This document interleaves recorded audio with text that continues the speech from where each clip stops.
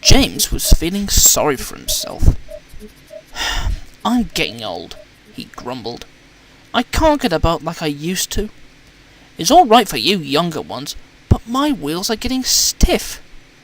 Edward, Gordon and Henry had all been on the Fat Controller's railway longer than James, but they didn't say so. "Poor old Groaner! It's no use you just sitting there moaning. Why don't you tell the Fat Controller that you're past it?" But James didn't like that idea. Not all old engines, so he had heard, were preserved. Some, they said, were sold for scrap. James shuddered. He decided not to take a chance on it.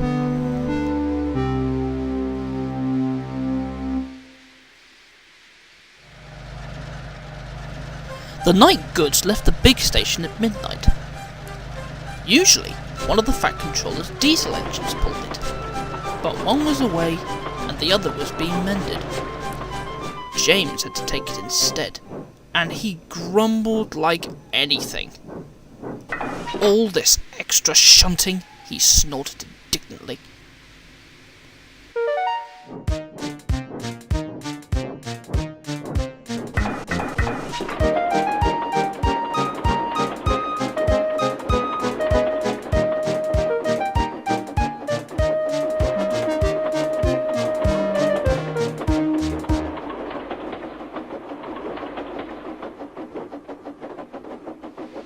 Two days later, an inspector came to the shed. "People who live near the yards are complaining," he said. "They say there's a sort of groaning noise which keeps them awake." "I don't remember hearing anything," said James's driver. "We were there until midnight." "That's right," agreed the inspector. "That's when they say it stopped."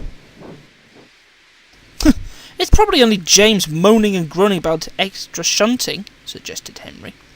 "Oh, shut up!" retorted James. "If you had to shunt at night, you'd moan and groan louder than anybody." That night, James's driver and fireman listened carefully. "It is you, James," they said at last. "Your brake blocks aren't holding your wheels properly, and when they rub against each other, they make a groaning sound." The Fat Controller acted at once.